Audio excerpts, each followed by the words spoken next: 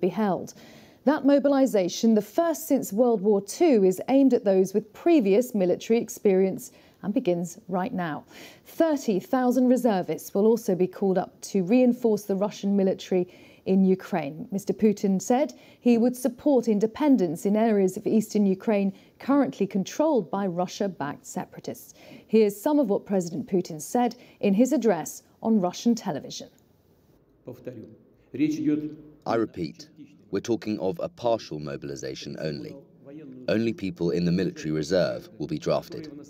The priority will be on people who served in the armed forces, who have military specialization and experience. Those drafted before being sent to the places of service will have mandatory additional training, relying on experience gained during the special military operation. The decree on partial mobilization has been signed. Well, the Russian president also issued this blunt warning. I want to remind those who allow themselves such statements about Russia that our country also has a variety of weapons of destruction.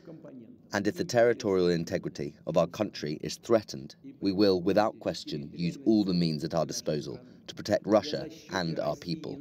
This is not a bluff.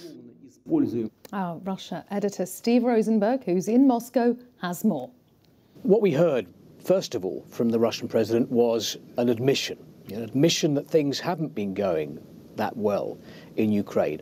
Until today, the official message from the Kremlin to the people here has been that everything is going according to plan with this special military operation. Well, it clearly isn't. If the Russian president is now declaring a partial mobilization and calling up potentially 300,000 military reservists, things haven't been going according to plan.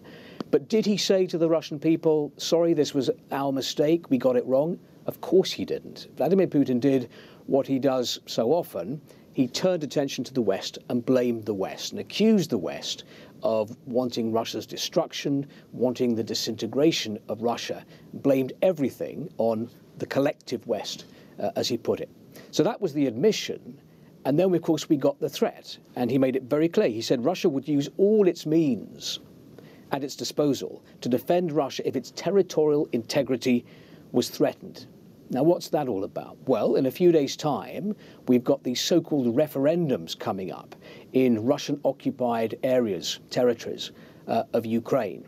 And everybody expects that once the votes are counted, with the Kremlin counting the votes, these territories will have voted to join Russia. And I think what Putin is saying today is sending a very clear message to Ukraine and to the West that once these territories have been annexed by Russia, if you try to attack them or if you try to take these areas back, then Russia will respond with force. And he said, this is no bluff. And he had at the end this other threat. Those who try to blackmail us with nuclear weapons should know the prevailing winds can turn in their direction.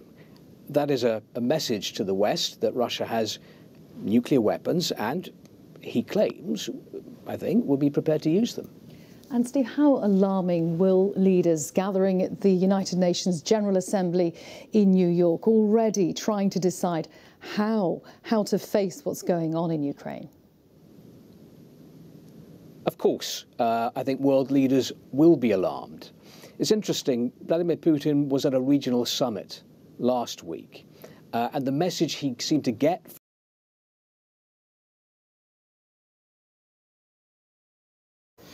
All right, Tom, Sufi Burrage from Ukraine, thank you for that. And National Security Council Coordinator for Strategic Communications at the White House, John Kirby, spoke exclusively with Good Morning America today about Putin's speech last night. I think there was a lot in there that was typical, a lot that we've heard before, the threats about